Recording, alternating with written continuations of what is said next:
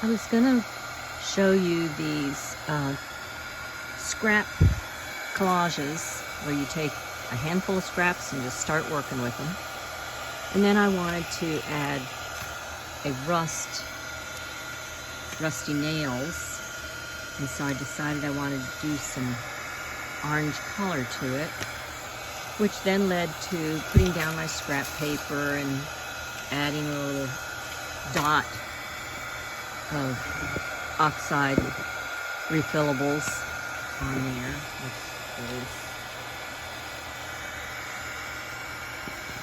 these things. And I like to do it on a scrap paper that I'm going to use later in journals or scrapbooking or something. I mean, not scrapbooking, but journal making.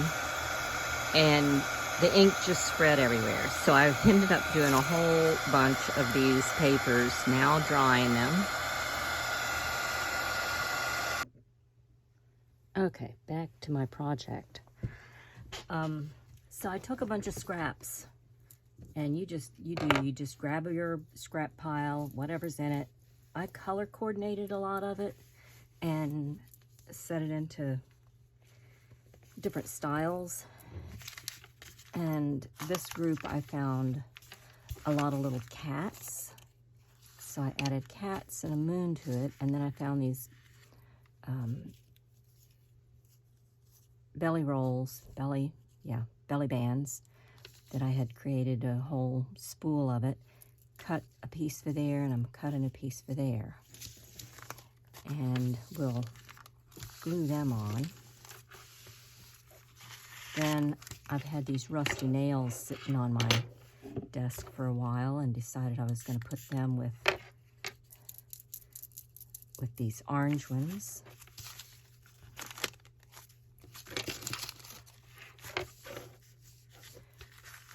And that's when I got into trouble adding the orange to it.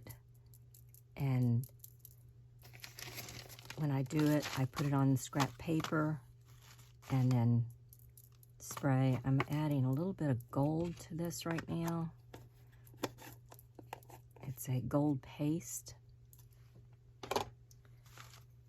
And I'm gonna splotch it on there a little bit. Now, rub the rest of it on my scrap papers here, because these scrap papers come in so handy. These are full-size legal sheets, so they'll make a good journal page with a pocket. And then these I'll use in collages and all kinds of stuff to cover things. So I was going to glue them or sew them with embroidery floss with some big X's on it, probably in a dark orange, rusty brown. So that's what I'll do with those two. And this was a pocket from a brown bag, and these were packing papers in the background. And then these, I went with more of the blues and started adding stickers to it. And some of them I cut with a cutter. I don't even know what you call these things.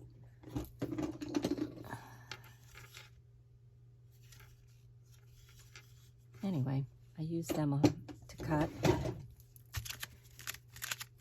And add a little embroidery floss in here. And some dragonflies that I drew and splattered. This is oxide paper, oxide spray that I put on paper.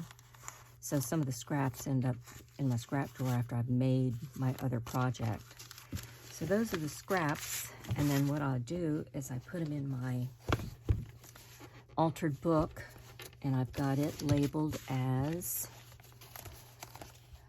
maps, business postcards, bamboos, Zentangles, and I just finished a little Zentangle right here.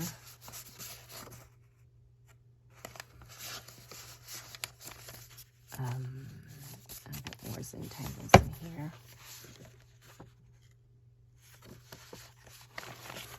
But I've got a section just for collages now. I just stick them in the book. The book I've just changed the pages and glued them in. So there's plenty of pockets to fill.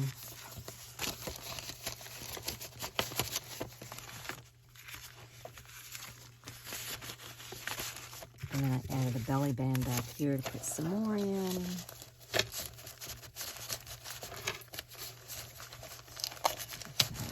There you go. Oh, gotta glue them on. So that's what I did with them. And then I wanted to show you these little storage boxes. They're cigar boxes that a friend has saved for me. And I've used them for all kinds of things. Like I made little miniature journals and put inside. But these I started using for smaller scraps that are special kind of scraps. Nice decorative ones. And so I wanted to make tabs. Not these particular tabs, but fancier ones. Which I don't know if I even have. They're on journals.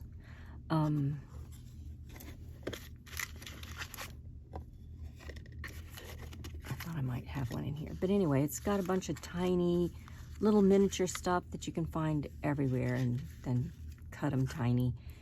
And you put them on a tab like this and add decoration to it. So these are all a bunch of little assorted things. And they actually have a little lock on it. This one's all the dragonflies that I make. Add in there. These are just stickers, which I don't usually use stickers. I'm not into them. And those are stickers. And I've got 2 rows of those boxes in here.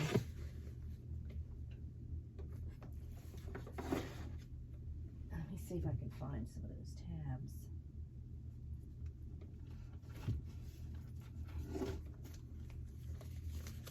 Let's see if it's on this journal. Yeah, here's one. So you just make a tab that says research, and here's the research papers in here.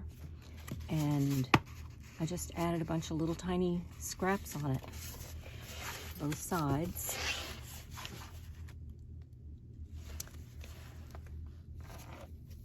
So that's different from scrap busting, that you grab all those piles or little drawer of scraps, whatever people have. I have a lot of my scraps in these envelopes that I have a file system on my desk, and these sit up like this, and I can see the edges of them. And I've got big envelopes, and they're just full of odd scraps that, you know, you have them. But I tried to categorize them as these were cards, like Hallmark type cards. And then this is card stock, plain, card stock, vintage colors.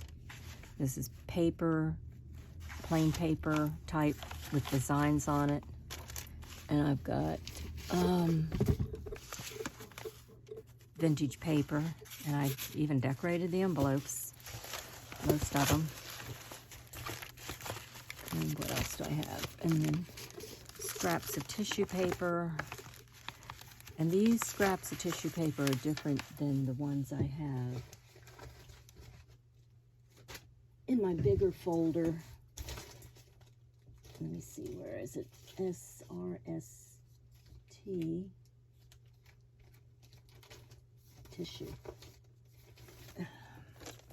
So I've got a big storage container that these 2-gallon plastic bags fit in like a file system, so that I can go through them. And I've got avocado dyed paper. It's all the bigger papers, my eco print paper, all the papers I would use in a journal. And so these are all the tissues that I've used in gel printing or oxide paint, and I've got them categorized by color.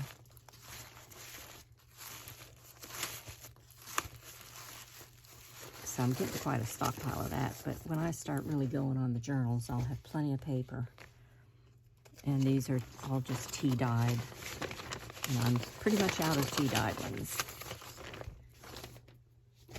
So these are really tiny scraps of stuff, and sometimes I use them, sometimes I don't. So that's, oh, and that's where I had the scraps that I saved. And I've got Well, these are my blotting papers. So to protect the desk, I'll put this down when I'm doing something. This morning I was distressing the edge of a card, and so I put the card here and distressed it, so I actually added more color to this. So these are like blotting pages, and I'll leave them there to spray or whatever I'm doing. And I have them categorized in color: yellows, blues, greens, red. So here's a new sheet ready to start spraying the red on. There's a little bit of red there, pink, browns and golds, and oranges, the ones I used this morning on the rusty nails. And then there's other projects I do, like this Oshie. This was probably the second class I've ever taken in my life. My friend Wendy Duke, and she's on YouTube. She has a new book out on Oshie, and I was one of her little students in the beginning, and of course I don't follow instructions. Most of the things are made for like wall hangings, and I wanted a necklace, and I wanted it to be this moth, and then I added beads to it and glass buttons and this silk scarf that was a Goodwill thing that I found. It's hand-dyed scarf, and I made it long, and here is a really pretty abalone shell button, and that's my necklace that I created out of my Oshie. The Oshie is like puzzles that you cover each piece, and depending on how you have thicknesses to it, there's padding under it. And then the back side, I just went ahead and used some of the scarf and covered the whole back, so it could be worn either this way or this way. And these were scrap fabrics from a interior design store that was getting rid of their old fabric books. So that's my project for today. Oh, these were the drawings I was doing and using the distressing ink pad brushes on the edges. And so that's what I'll do it on paper like this, to spread that ink around, because once you do that, then you spray it with water, it spreads out and really adds a cool look to the paper. This is our trail in town, Woods Creek Trail, that when I do my art retreat, whoever comes, there's plenty of hiking trails and kayaking on the river and restaurants to eat at. Okay, that's it for this morning.